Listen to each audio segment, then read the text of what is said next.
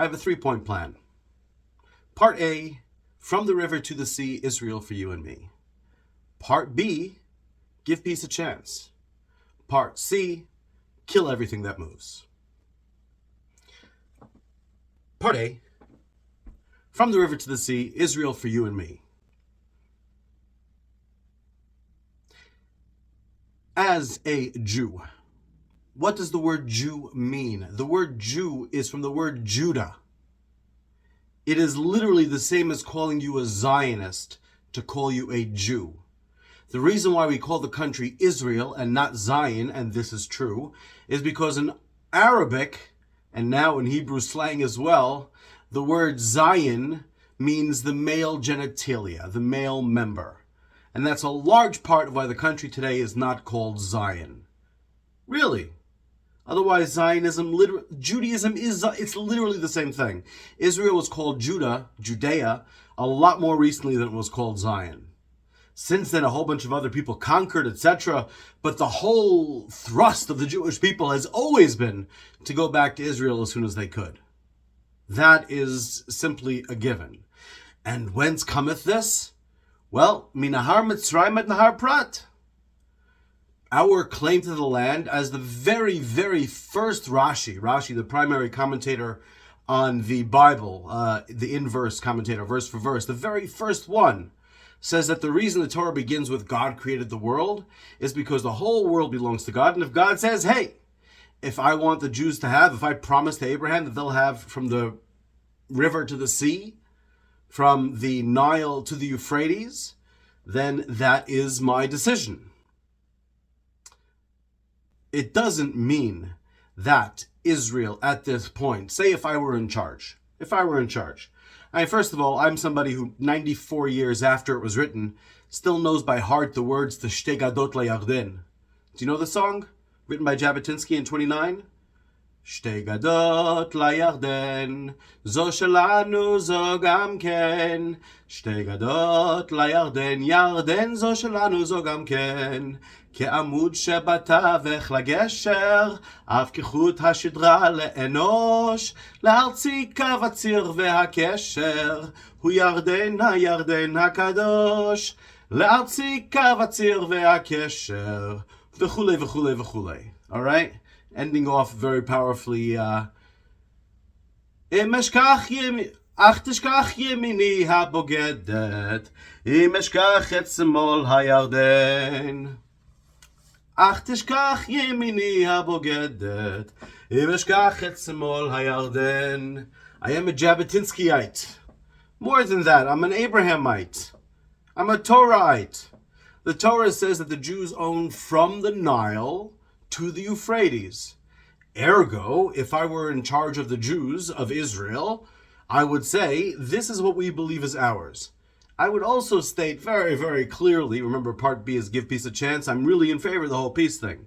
Don't let part A get you wrong, or part C for that matter. Part C hopefully won't even apply if part B works.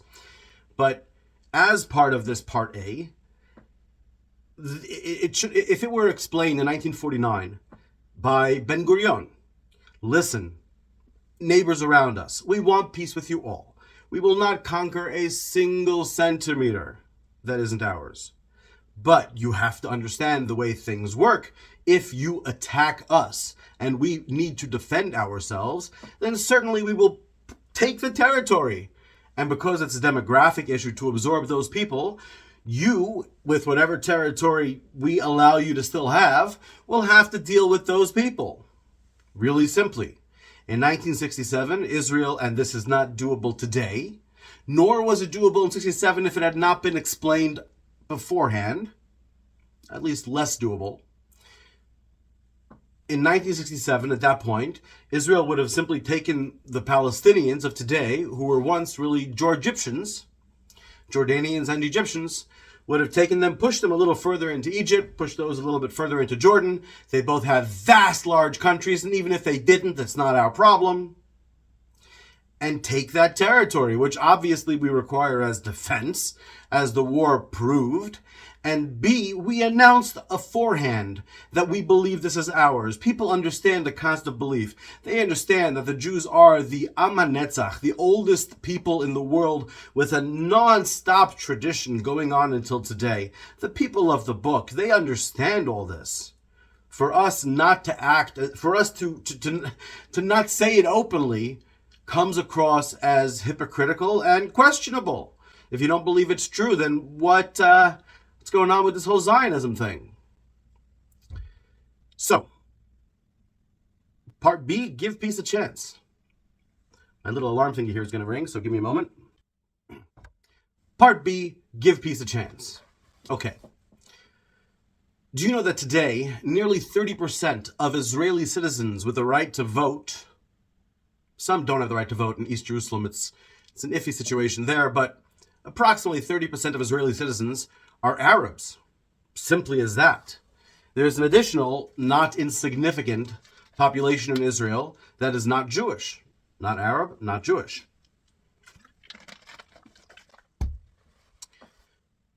This in and of itself definitely is a demographic issue to be dealt with. I understand, of course, that Israelis as a whole are essentially counting on the high birth rate of the Haredim and the hope that somehow Haredim will decide, the Haredim are the ultra-Orthodox, they'll join the masses, join the army, and somehow integrate well into society at some point when it's necessary. Okay, let's talk about the principle of the thing, though. There's a problem in Israel itself. Never mind the issue of the West Bank, never mind the issue of Gaza. I myself have been to Ramallah. Just a few years ago, I drove into Ramallah. I drove around Ramallah. I would have turned around when I saw the big sign in 3 languages that said that Asur li Yisraelim likanes et halokeach et chayecha biyadecha, that it's forbidden for anyone from Israel to enter. You are taking your life into your hands. We will not protect you, and that kind of thing. So, but it was a little too late to turn around. I was already in the Torah. I was in the line. That was that. I went in there, hung out with people, and you know what? There's a lot of nice people in Ramallah. There's a lot of nice Arabs outside of Ramallah. I've lived in Jordan. I've lived in Turkey. I've lived in the Emirates. Jordan is more relevant. Turkey is also relevant, especially because I lived partly in Haran. You see over there with Jacob meeting Rachel and Leah, which I assume that's what that is.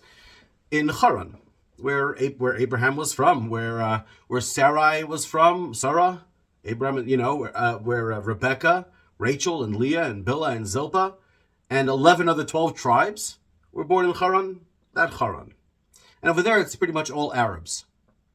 So I'm very, very familiar with the differences between, so to speak, us and them, and with the fact that in almost every other respect, we are very much the same, and that empathy is definitely not only possible, but essentially a given. If there weren't these preconceptions that it's not possible, empathy is an absolute given. An absolute given. An absolute given. So, in the West Bank, coming back into Israel, as you can imagine, the Israeli soldiers, naturally enough, I'm obviously not blaming anybody. If I would have moved to Israel a few days earlier than I had, I would have gone to the army. I would have been a soldier myself, 100%. 100%. I tried subsequently to go to the army if I could be guaranteed either Kravi or Modin. That's either combat units or intelligence. I didn't want to be a jobnik. I didn't want to be folding laundry. But, yeah. So, obviously, they're quite unfriendly. Now imagine you're living in a land, you're living in a place where your ancestors have lived for a long time. Yes, not all Palestinians descend from ancestors living there for a long time. I am absolutely aware of this. I have lectured on this. I have written information for Hasbara, for Israel's official stuff about the subject. I am well aware, but there are plenty of people who do have ancestry in the area for a very long time, and they have difficulty visiting relatives on the next hill. It takes them hours and hours, and they have to undergo humiliation to get through, and they take tzniut very seriously, right? Modesty for the women and whatnot, and they'll take pride among the men very seriously, and it's definitely not pleasant for anybody. Now, if you're growing up there, well, you have a choice, I guess. You can blame Arafat, Yimach Shemo V'Zechro. You can blame Arafat for what's happening to you, or in Gaza you can blame Hamas, right? Well, what good is that going to do for you? Let that dangerous thought escape your lips and you're dead, right? You have a lot of problems. Or blame the Israelis, the ones who actually day to day you have to interact with and occasionally, aren't really treating you like an equal, right? So of course, what do you think? What do you think? What's going to, with 2 million people in the West Bank who aren't citizens, it's a tremendous problem. And then now we have the problem of Gaza. It's very cute to say that the people that our war is against Hamas, not the people of Gaza.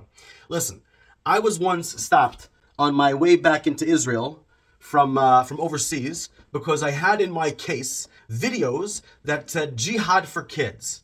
Because I had been traveling around the world doing hasbara, like I said, marketing. I don't know what the exact explanation really is, the exact term, to explain Israel's point of view. That's what it was. Explanation. So jihad for kids. I came back because I was carrying videos called Jihad for Kids, which are part of my presentation. And this shows the way that the people, the Palestinian Authority, are raising their children. It's quite unbelievable. Literally, small children, children who can't even speak yet, full sentences, memorizing terms like, I want to be a suicide bomber. It's an issue. It's an issue. It's an issue. But, all right, I won't go too far afield. I was going to mention a close friend of mine in Jordan in whose hands I put my life numerous times while we were out in the middle of nowhere and he had a gun, and yet whose wish is that his son should die conquering Al-Aqsa. The possibility, understand, when you've been, when you've lost for so long in a row, you don't really expect to both win and live at the same time. But given the choice in winning and living, he would absolutely, his cute, adorable little son, the kid was 3. Anyway, but the fact is, however, that I guess I am mentioning it. The fact is, however, that in real life, like I said, I put my life in his hands numerous times. Really, I mean, in the middle of nowhere, he's the only one with a gun kind of thing. We are pretty much, as humans, all on the same team. Are there mental viruses that infect groups of humanity? Are there emotional fads that infect groups? Yes, and these have to be dealt with. So for part 2, finishing up, extending peace. Give peace a chance. Maimonides, Rambam, the greatest, Moshe ad Moshe lo kam k'Moshe. From Moses until Moses, Maimonides, there's been none like Moses. Maimonides, in his Mishneh Torah, he makes it clear, and the way he phrases it is really interesting. He says something along the lines of, in Hilchot Melachim u'Milchamoteim, Ein osim milchama ba'adam ad shekorim lo leshalom, or something like that. Adam ba'olam. You don't make wars against any person on earth, any man on earth, any atom on earth, without calling for peace first. Israel doesn't do that. Israel's a modern state. Israel has all of its beautiful concepciot. Israel has all its kuntzim. They have the various departments. Yeah, they're running a machine. Mazel tov. That's not how these things are supposed to work. You have an individual who's in charge and he tries to make peace with the populace and with the leaders, out loud and in public. The same way you announce that it's ours, minahal mitzrayim ad nahal prat, that the very first Rashi in Bereshit makes clear that, well, leaving Rashi aside, this is the basics of where God first speaks to Abraham. This is the origin of the Jewish people. Minahal mitzrayim ad nahal prat, from the river to the sea. The Yam HaGadol. This is how these things work. This is what we consider ours.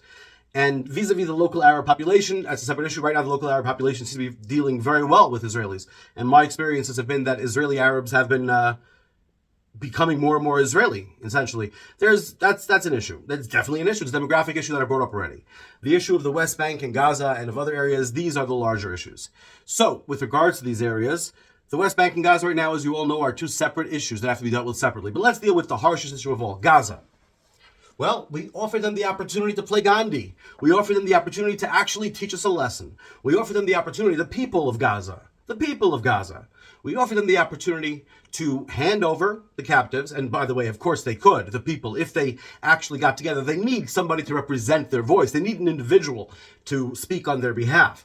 But if they decided they're going to do it, then of course the Hamas members know they'll never get out alive if they kill their own people. They know it's not possible. They'd have no choice but to surrender.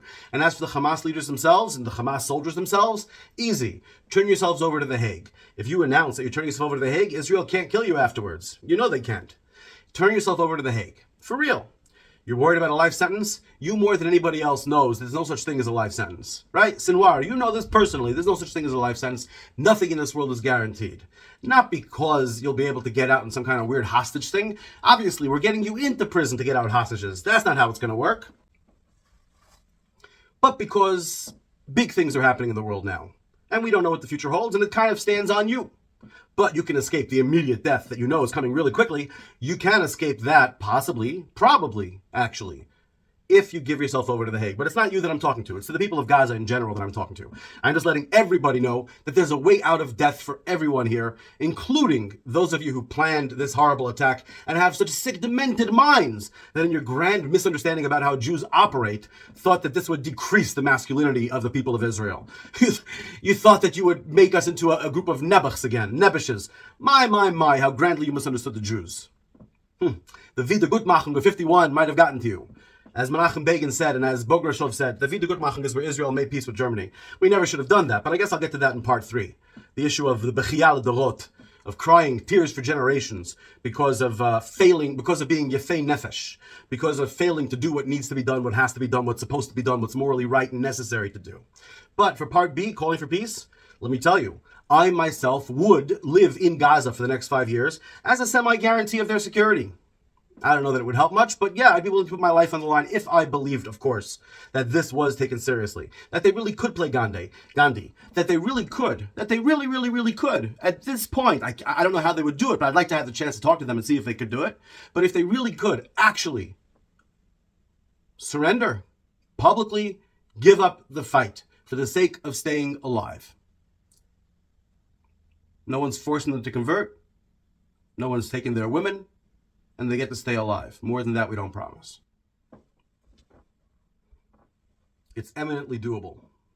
The third point in my 3-point plan is wipe them out. Kill everything that moves. That is to the degree that part 2 doesn't work. And please understand that in the modern world, we have lots and lots of abilities. So in the modern world, part 2 doesn't have to be every single last individual in Gaza has to take part.